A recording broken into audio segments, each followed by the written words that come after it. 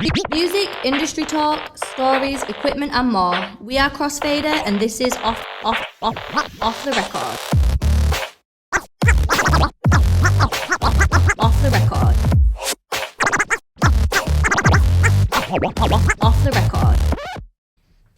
Yes, gang, welcome back to the Off the Record podcast. It is me, Lawrence James, and Jamie Hartley the first in the building. Jamie Hartley the first. Listen, mate, I am back from Dubai. I'm just like a new man. I know you're looking fresh. You caught the sun. This is not saturation. This is tan on the screen. Brought you back some Dubai chocolate. Enjoy it. Oh, it's been so tasty. What Dubai. Pistachio? It's this viral chocolate or something. Viral chocolate, Dubai chocolate. Very good. Get on it if you've never been. Just go to Dubai for a day, get the chocolate, bring it back. Is there any left? I don't think so. Oh, that's made me sad. There's a lot of people in the office now, so when you bring chocolate in, you've got to be quick. Yeah. People are on it. Oh, I'm going to go try to sniff some more out. Good to be back, though. A lot of stuff to get into. That's why there wasn't one last week, by the way. Yeah. I know you handed over a podcast to me, but I was ill last week again. You was ill. Oh, little germaphobe bringing me. And when one all of us sorts. is off, it puts so much strain on everyone else because we're still a small team. Still a small team. So when somebody's off, somebody has to do twice the amount of work or 3 times the amount of work. So sorry there wasn't a podcast. We will make it up by this one and next week. Chapter and Verse is back. He was here yesterday. Lawrence just came back from the studio. He came back upstairs into the office and he was just like went silent and sat down and was like, I need more than a moment right now, guys. Like I love Chapter and Verse a bit. It's like he is a good friend, like on and off camera. He's an amazing guy, and he's just great. You know, the podcast previously went super viral. It's done on YouTube alone. It's done 200,000 views. Yeah. That's not even on Instagram, TikTok, stuff like that.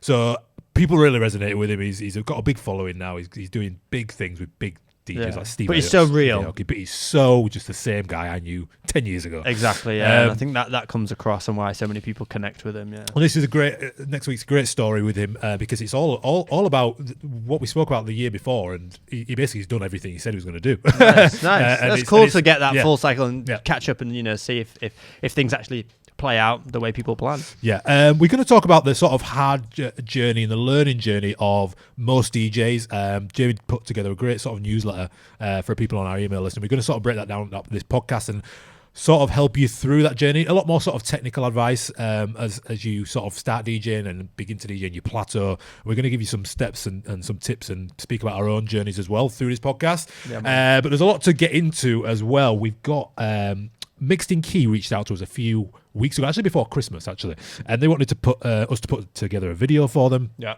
And we went back and forth on some ideas, and basically they then came back to us and said, actually, we've got this new thing. We've got this new the product we're developing, and it's basically like a DJ playlist builder and mashup maker all in one. It's called Mixed in Key 11 Pro. It's out now, and our video at the time of this will be out is now out, and you can go check it out. And it's got 2 amazing new features inside of it, basically. So everyone knows what Mixed in Key is. I think sort of it's maybe people that listen to the podcast. I think you'll have heard of it. You might have tried it out. Mixed in Key, basically, they invented the Camelot wheel, right? And it's how we sort of learn, how we DJ and mix in key. They sort of really invented the blueprint for it.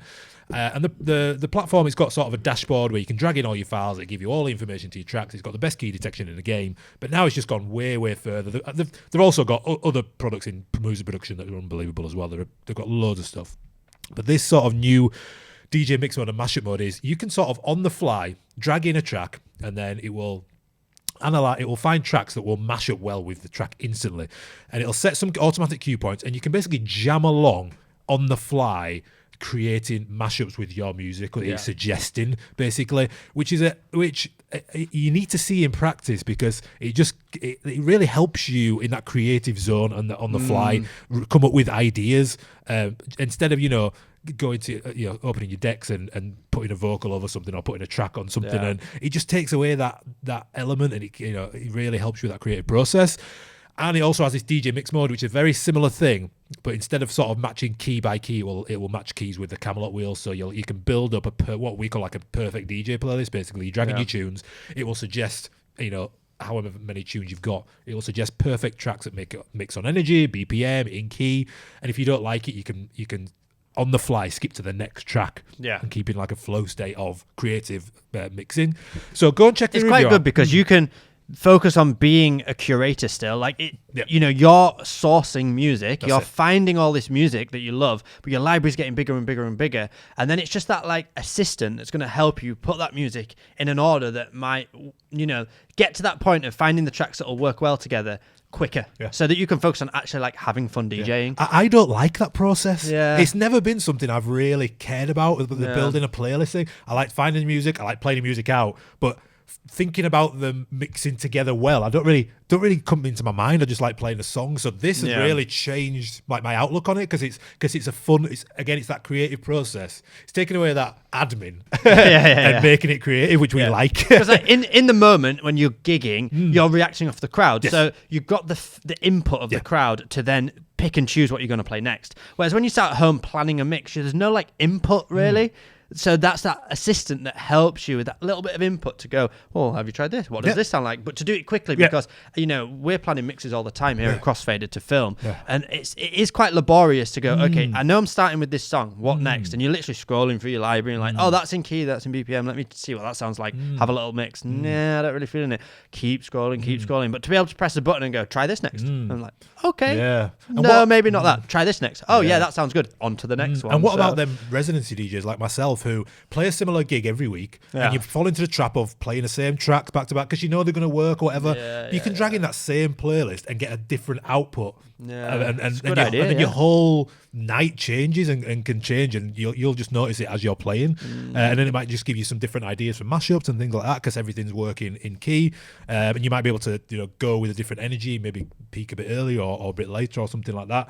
So it's a really intuitive and fun. And they're also they've let me know that they're still building tools within this pro version as well, so it's going to be ever growing. What I quite liked about it when I just watched the video back of that you created is the fact that it's not taking anything away from you really. You know, it is helping you out, but it's not doing it for you. Which, you know, there's technology out there now that could find the tracks and mix them together and do it all for you, which is fine. But then, you know, as a DJ, you want to take still some ownership of that creativity, and I think the fact that they haven't done it all for you and like you don't just press export and you've got your mashup. It's like you still give you the tools to do it. You're still applying your creativity on the decks. It's just giving you a bit of an order and a bit of something to think about, which I think is quite nice. Sometimes it's nice to not always overdevelop and provide absolutely everything because then people feel like they have to use it. Go check it out on the main channel now. Mixed in Key 11 Pro. Exciting news, Jamie. Reddit drama is back. Can you re-roll the titles for Reddit drama? Let's go. Reddit drama, it's all over the place. People arguing, fighting, all up in your face. Reddit drama. Reddit drama. It's been a minute. Do you know what we made? Danny made that little cutscene jingle, the visual. If anyone's watching it, years ago, and I bet we could with AI now. You could have actual Snoop, singing it now. You know, rather than a little cutout mouse. We could have him sat here. Yeah, probably. Reddit drama, it's been a while, and you know what? It's great to sort of go away from it for a while because then there's loads of new stuff to get into. This one piqued my interest because initially when I wrote it, loads of people I know came to mind, and then my opinion of it I have two different opinions on it. So this is from the username is all numbers. It's got 1.2 thousand upvotes. yeah. So here we go. Right. My city has a DJ who gets booked often at some of our biggest shows. Specifically, he's huge in our underground scene and he's always a headliner at ticketed events. Occasionally, he'll open up for other artists at major events. What piqued my curiosity was one of our promoters mentioned he was signed to a major techno label and played all over Europe before moving to our city. I thought that was interesting, so I looked deeper at the DJ's Instagram. He very often would post flyers of shows in Europe with his name on them, but somehow he would never follow up with pictures from an actual event. Other times he would claim to be playing a major show and would inevitably say it got cancelled. I did some more digging and surprised these shows never existed, right? I counted about 10 shows that straight up never existed in the first place. Dude, this is like catfish in the DJ world. I know some guys like this. His Instagram has thousands of followers, but if you look at his posts, some of them get a few likes, maybe one or two comments. Other posts will have thousands of likes and about 5 comments.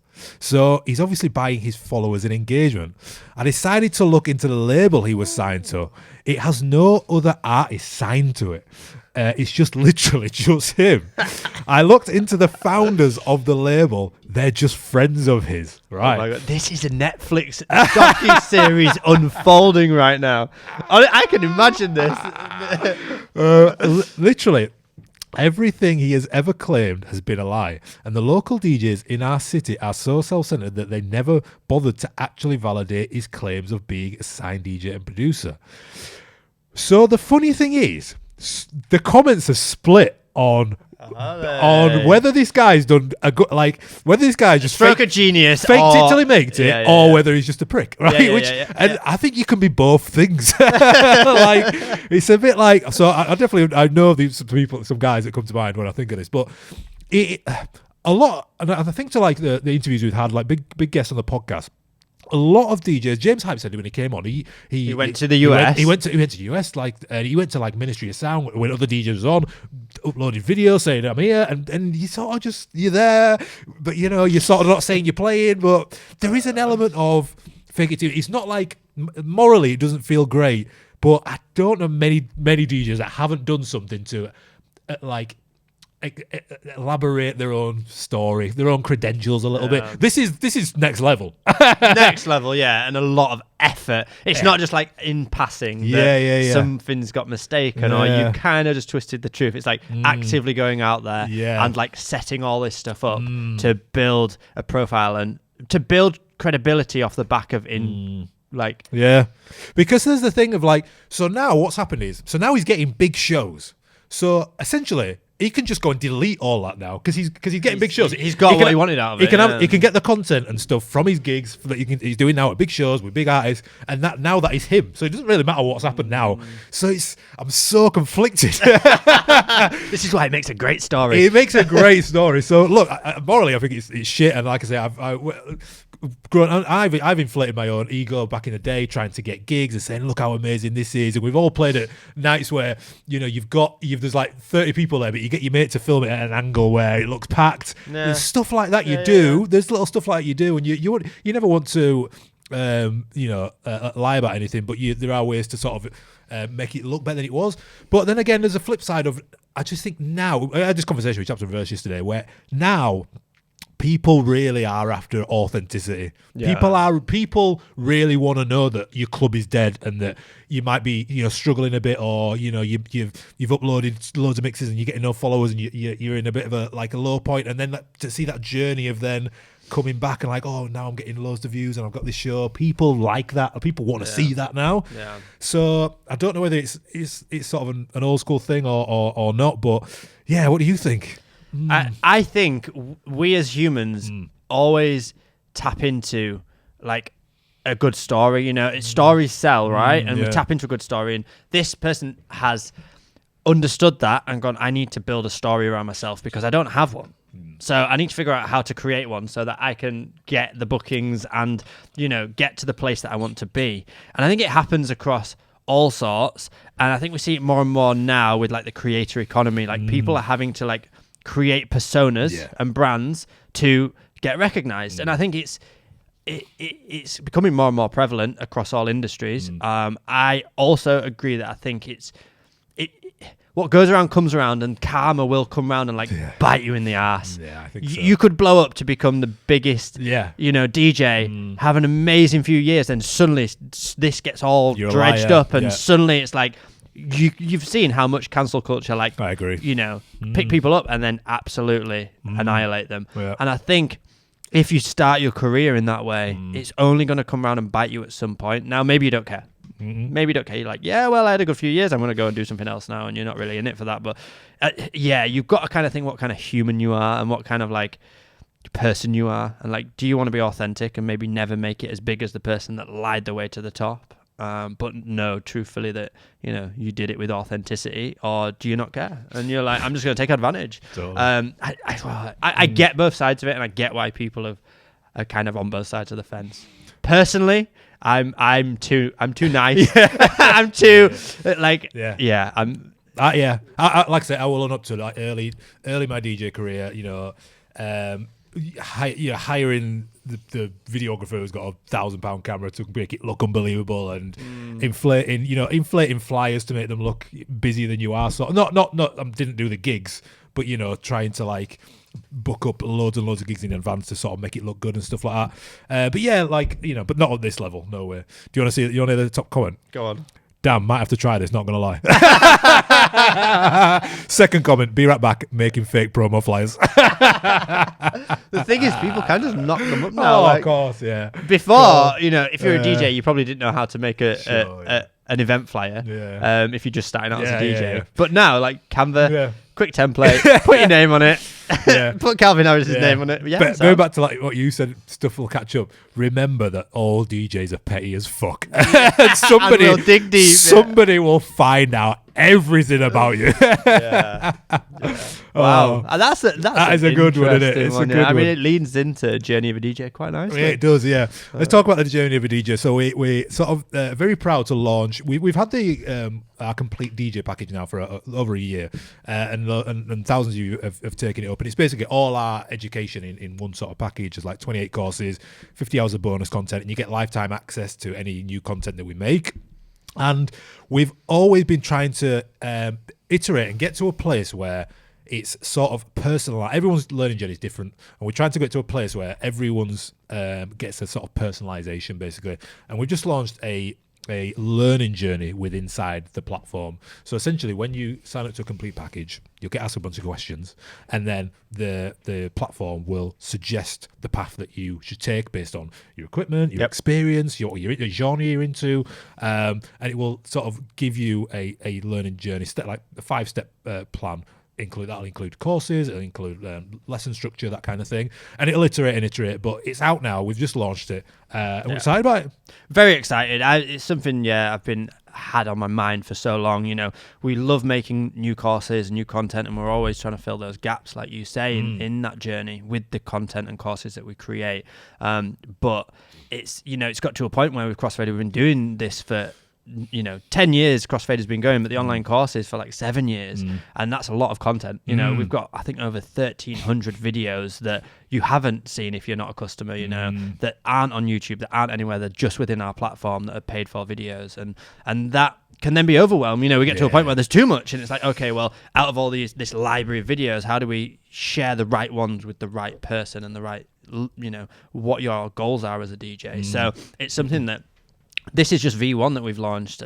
There's so many ways that we're going to improve and iterate on this and create something really unique for education, for DJs, and really personalized. But yeah, I'm super pumped about it. Excited. Excited. Well, let's talk about we're going to talk about, I guess, like the basic sort of learning journey from a large percentage of people who come to the complete package, and what DJs are trying to achieve from all sort of different angles. I think initially when you reach out for DJ education, or you're looking for further education in DJing, there's a moment that you sort of realise you're maybe not as good as you thought you was. Maybe you've gone to see a DJ set and you're like, oh my God, maybe you've seen something on YouTube. Yeah. Maybe you've just realised you've been mixing the same thing over and over again for ages. And that's when you're like, okay, what is out there? And that's when a lot of people come to us, and they might look at the transitions course, they might look at the open format course, might want to dive into the house and learn about advanced looping techniques and things like that.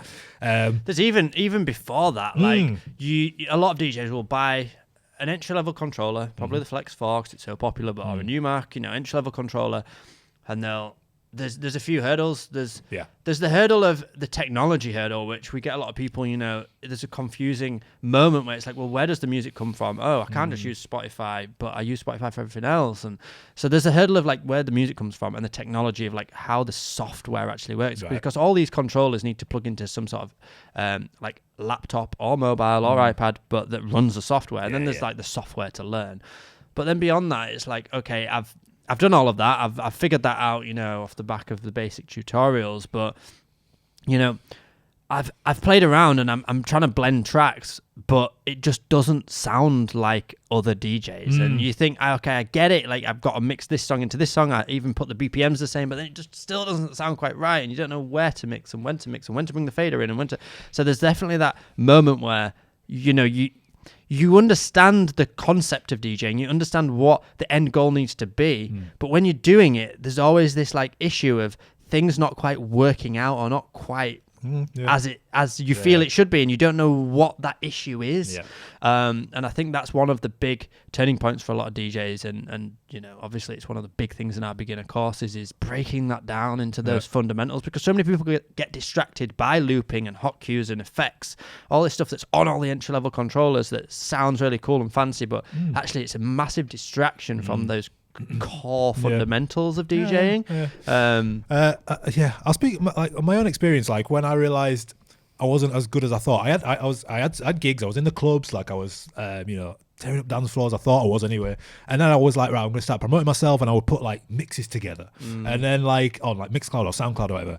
And then you get some like negative comments or something like that, and then you'd do a few more, and then you'd listen back to that one. You'd be like, "Oh, wait a minute, that doesn't sound great." Like I've learned, and I've learned from the feedback and stuff. And you've got to really just have this like humbling moment of being like, "Oh, maybe I'm not as good as I thought I was." And then you start like looking at other DJs or going to other DJ sets and picking up little things along the way. And that never stopped, by the way. You always want to sort of learn, but there is a moment you're like, "Oh, actually, I've done a few gigs and like the crowd were dancing, but maybe they were just all like drunk and whatever. Well, I want to be like a better technical DJ." And that only happens when you start like putting yourself out there a little bit, or you're open to willing to like get better, and you're like, okay, I want to be able to do. I've been mixing these 2 tracks for ages. Maybe I want to just like get a little bit better on it. So that's when you might look at things online, like transitions videos maybe, or something like that, and get some inspiration. And then you sort of there's the learning. There's also like the learning plateau. So why some DJs are getting stuck, and it happens. This isn't just in for DJs either. This is learning anything new. It's like I think there's like this is true for over 70% of people when they're learning something new. Is we all do it, right? We get super excited. We want to start a new hobby. We want to start a new thing. We want to get fit. We want to get healthy. We want to eat better. Whatever it is, and it's very easy to like make changes and quit smoking, whatever. And you commit to it for 30 days. You're like, okay, those first few weeks, you've got that fire in you, and the beginner stage, you see like quick progress. You're like, okay, I've learned lots of new things in this new skill that I'm just exploring, and I'm soaking all this new stuff in, and I feel like I've, learned so much so quickly. And then what happens is you get to the intermediate plateau, or you get to like the improver plateau, where you kind of get past the beginner hurdle, the first few stages of doing the thing, whether it is just going to the gym, like, okay, I've gone for a few weeks, I feel like I've, made some progress, but then now I've got to keep going. It feels the same, feels the same. And you're like, okay, what do I do now? I keep doing more of the same.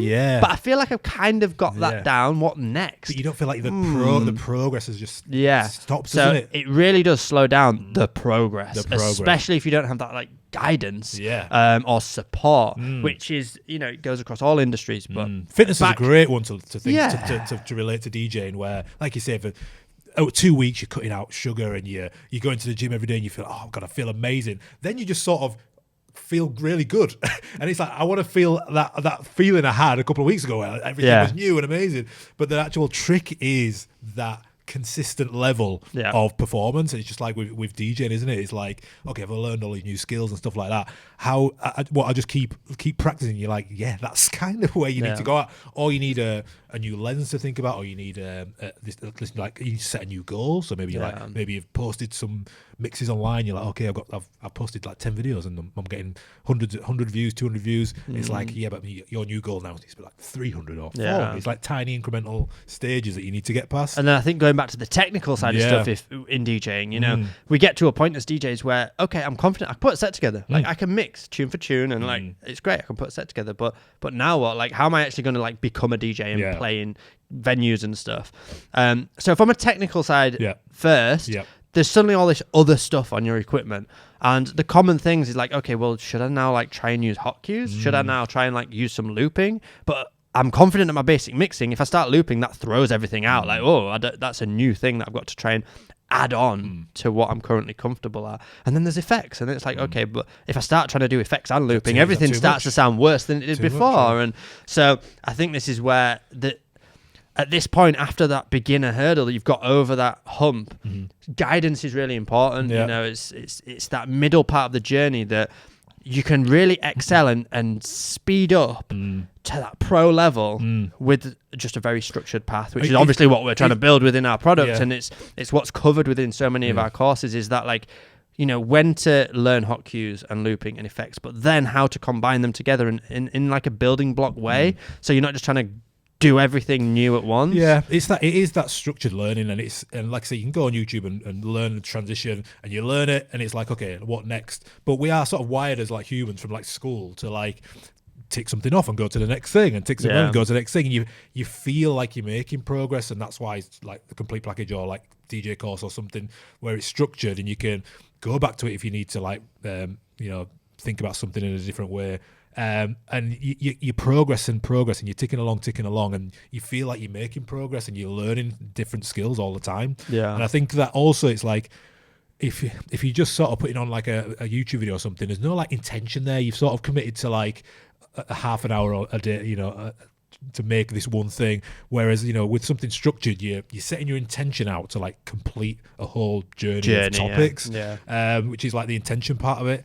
And it also just sets you challenges as well. It's like there are the way our courses are structured, it incrementally gets more challenging. Yeah. And there's new goals every sort of every lesson, or towards every at the end of every lesson. Yeah. And that's the thing. Whereas if you sort of just picking up information from random bits on the internet, where you're going to end up, sort of thing. You know what I mean? Exactly that. So it's like, just as an example, if in our house mixing course, you know, we might show you where to set hot cues. That's great, and you can start using that to set hot cues. But then you might think, I've got loads of hot cues, what do I do with them? And then that's the next step. It's like, okay, well, how do we use these hot cues to do 3 different types of transitions? You know, we can swap the drops using hot cues. We can skip out parts of the track. So there's different techniques that you can apply to the hot cue. And then once you've nailed those different techniques down, you're like, well, how can I elevate that transition further? Now that I've nailed the hot cues, let's add an effect in there. So let's show you what the echo effect and the reverb effect do. Now let's show you what that sounds like when you jump to this point, use a hot cue and apply the echo effect. Now you're using multiple performance features.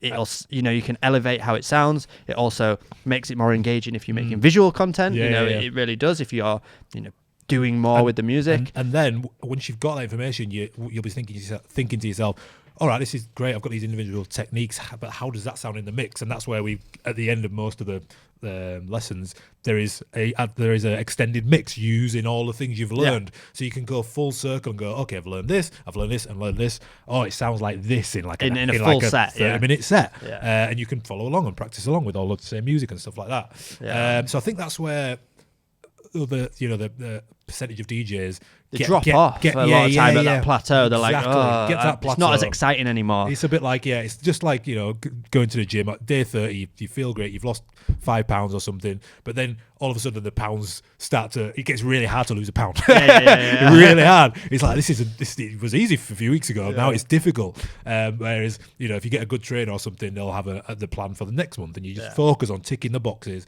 and then you by the end of the next month, you're like, okay, this goal's been ticked off. And then the next part would be to then you start sort of putting yourself out there. So there's, within the complete package, there's so many various techniques, and not even just on the technical side, but the career side and marketing side and things like that. And learning how to put yourself out there, get feedback, put the mixes out there, get the feedback and learn from it, and just rinse and repeat kind of thing. So as an example for this, I've been DJing for half my life now, and we've just launched a new office hours channel where we're putting mixes together, and we're putting these extended mixes together.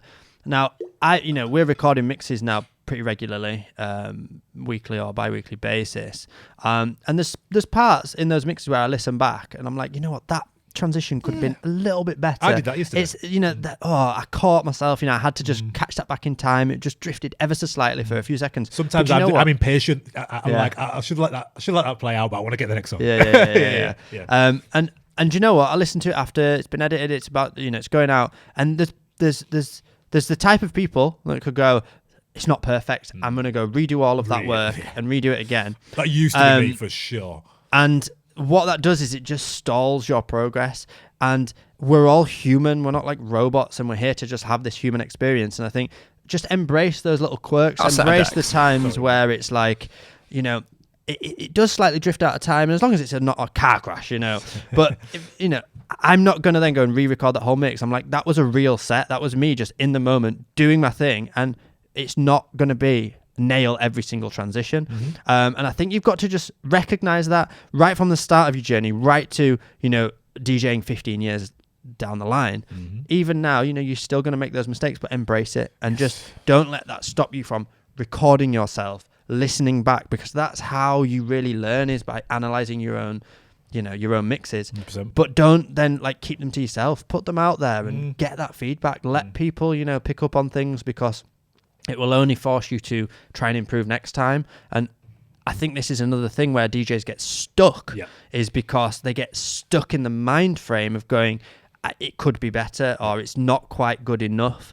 And to be honest, if there is such thing as a perfect mix, then you're never going to make it as a DJ, because you've put an end goal on it, and actually there's no end goal. No, there's you just keep having fun, and you keep mixing and keep sharing tunes, and you keep doing what you're doing and enjoy the process. Definitely. And I think that's where DJs really sometimes do get stuck and not progress, is because they're trying to make the perfect thing.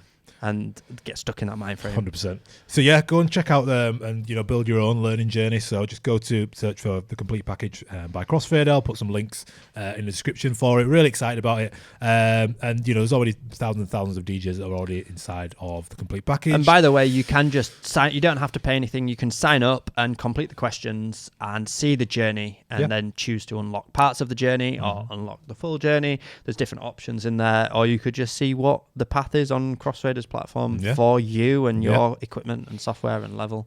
So yeah. Or you could just put your name on loads of flyers and move to another city and make it. That's it. You could do that.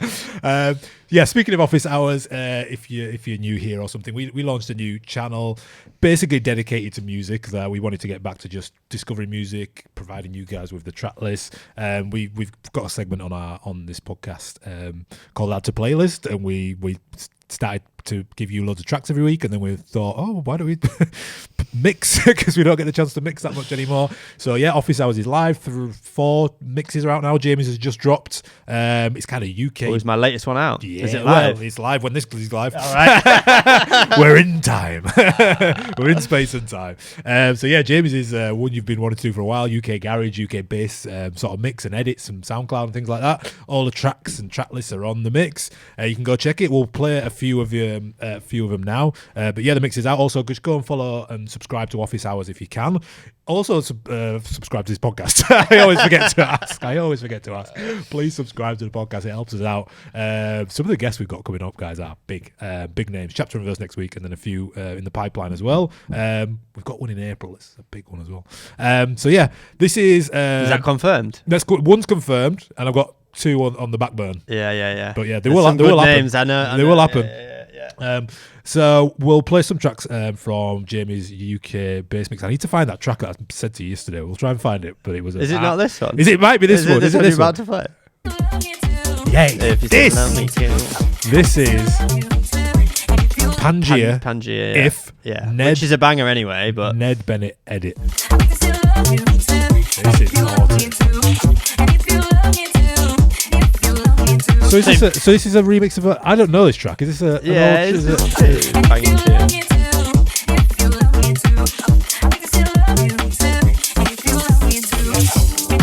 Woo! It's a vibe, right? It's a vibe. I'm playing. You know what? My set quickly, like as I was planning it, I was like, yeah, the BPM's ramping up quick here. Oh, right. Did you start lower? It started off at like, I cut out the first couple of tracks. So I was like, you know what? So this goes back to, like I recorded a set and there was 2 tracks before this mix that I've just fully recorded into it. And then when I listened back to it, I was like, you know what? They don't really complement the rest of the mix. It doesn't really make sense. I'm going to save those tunes for another one because they don't really complement it. I love the tunes and I desperately wanted to play them, but then the mix just went off. Yeah, so I chopped them off, and this is where, I just adapted to like, okay.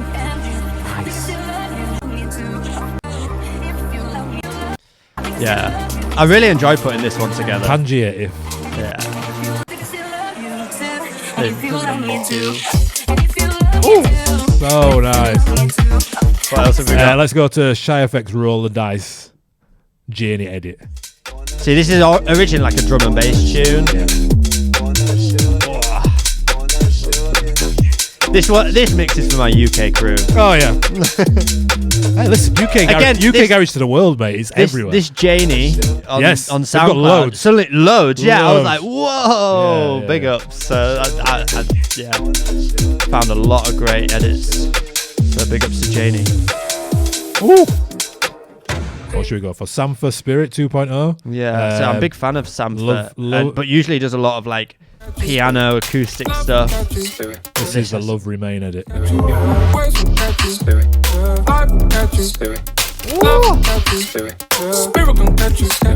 just bass in it. Yeah. 2-step maybe.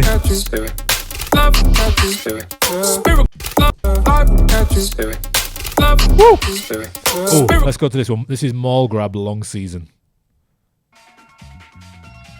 Yeah, the long season. This has a mad long intro, and this kind of switches the vibe of the mix a little bit.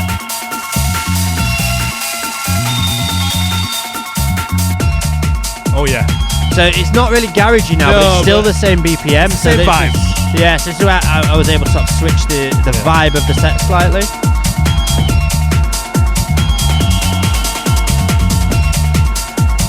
And do you know what? So a little hack here. So this mix was simply put together because all I was doing, I was looking through, I was like reminiscing on a load of tunes that I loved like 10 years ago. Mm-hmm. So like this Hype Mungo, the next tune coming in. Yeah. And all I did was like, I was just reminiscing on certain tunes. I was like, these are all great, and I'd love to put these in office hours, but they're all very old. But let me just, and I was just typing them in and typing like edit or remix on SoundCloud, and then going down a rabbit hole of like, oh, this remixer has got loads of other stuff that like I love, and it just started evolving from there, and it all came from me just like reminiscing certain tunes from back when I don't know, looking back in the library like 10 years ago, what was I listening to, and then finding the relevant modern day version of it. So this is Joy Orbison, Hive Mango, Ash Dunn edit. Ooh. Yeah, we're back. Which just adds a bit, garage. it's very much in this same garagey vibe, but the original tune still a banger, but it's maybe been overdone, like, so. Yeah, this is nice. Yeah, kind of speed garagey too. Yeah. We'll go to one rolling more. bass We'll go to one lines. more. Yeah, You Got the Love. Oh, You Got the Love. Speed garage mix. So this is a proper wobble. That is speed garage.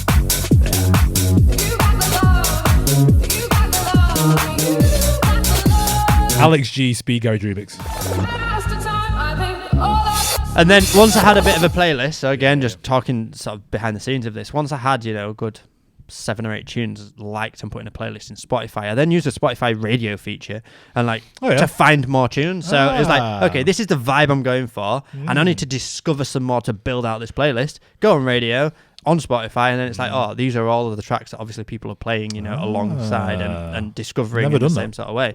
And then suddenly I found doubled the playlist like that. So, Nice little hack. Guys, thanks for listening this week. Next week, Chapter and Verse podcast will be out. Go and check out our learning journey as well. Just search for the complete package by Crossfader, and we will see you next week. Thank you. Bye. Peace out.